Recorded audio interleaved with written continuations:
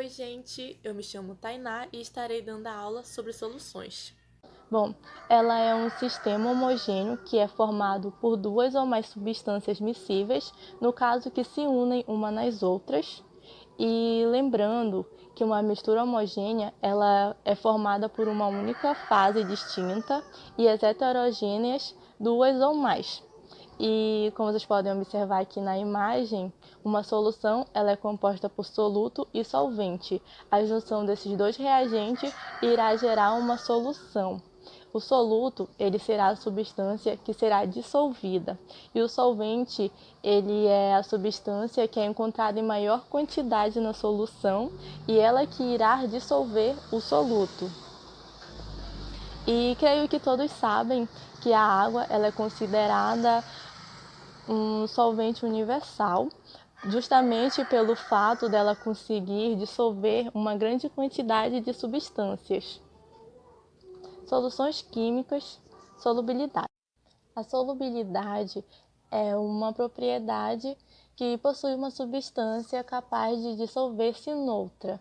No caso, as soluções químicas elas podem ser divididas entre supersaturadas, saturadas e insaturadas. Vai depender da quantidade de soluto que cada uma conter. Bom, teremos aqui um exemplo dos sucos feitos de pacotinho. A mais escura delas aqui teremos o suco supersaturado. A solução supersaturada ela é instável e é fora de equilíbrio, porque a sua quantidade de soluto ela excede a capacidade de solubilidade do solvente, que no caso aqui é a água. E se a gente tomar este suco, a gente vai achar ele um gosto muito forte. E teremos aqui o suco saturado. No caso, ele já é uma solução que está em equilíbrio, porque o seu soluto ele vai ter sido totalmente dissolvido pelo solvente. E caso a gente acrescente um pouco mais dele neste suco, esse soluto, no caso, ele irá se unir e vai formar um corpo de fundo. E este corpo de fundo ele não vai alterar o equilíbrio desta solução.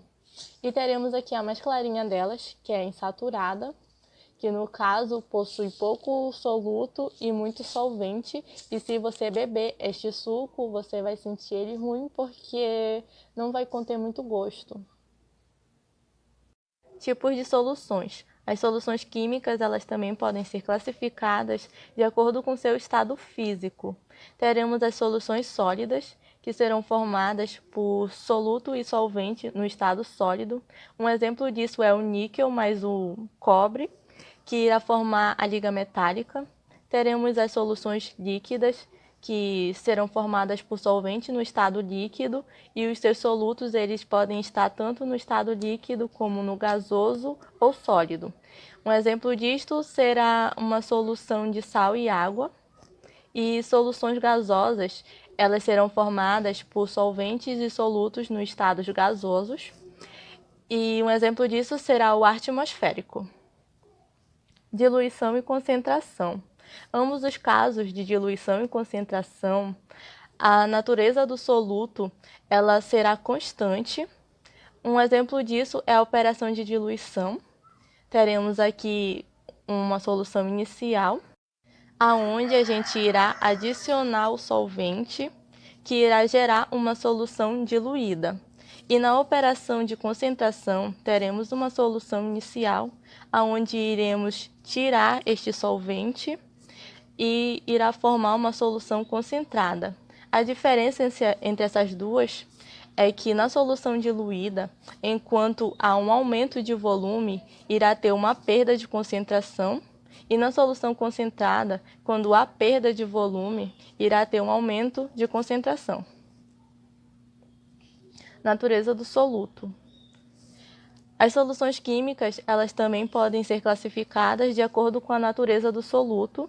No caso, teremos as soluções moleculares, onde as suas partículas que ficarão dispersas em uma solução serão moléculas.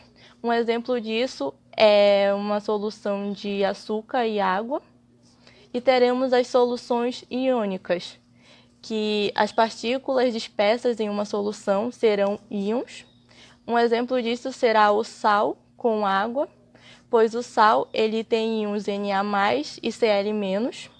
E como vocês podem observar aqui na imagem, as soluções que contêm íons, elas são capazes de conduzir corrente elétrica diferente das moleculares, exceto pelos ácidos, que em água eles formam uma solução eletrolítica.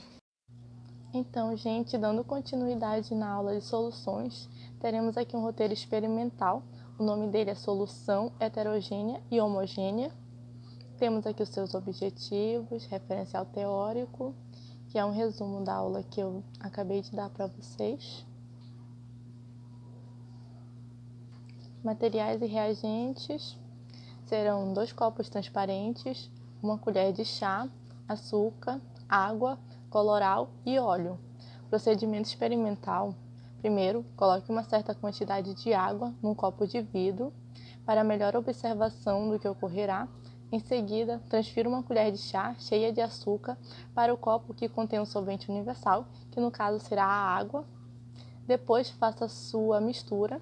Em seguida, coloque no segundo copo uma quantidade de óleo e o misture com coloral. Por fim, adicione a água e observe. E ao final, vocês podem estar voltando aqui o vídeo e podem estar respondendo esse questionário de 3 questões. Então, vamos agora para a prática. Aqui estão os materiais e reagentes. Primeiro, vamos pegar uma quantidade de óleo. Isso aqui é suficiente. Iremos adicionar agora coloral.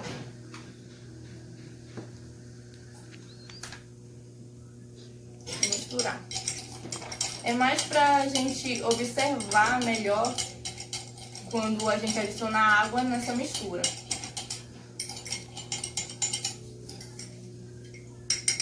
Ok. Agora vamos adicionar água nesta outra. E uma quantidade de açúcar. E misturar bem. Agora vamos estar adicionando água no óleo com coloral.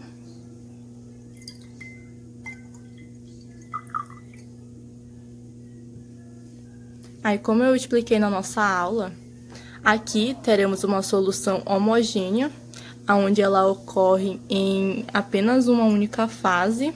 E aqui teremos uma solução heterogênea, como vocês podem observar, ela tem 2 fases, que é o óleo e a água. Essas soluções, elas não se misturam justamente porque o óleo ele é apolar e a água é polar. E aqui, como é uma solução de água e açúcar, ela se tornou uma solução molecular. E como eu expliquei, uma solução molecular, ela não conduz corrente elétrica. E agora vamos estar misturando aqui esta segunda solução para vocês observarem que mesmo ambas estando no estado líquido, elas não se misturam de jeito nenhum.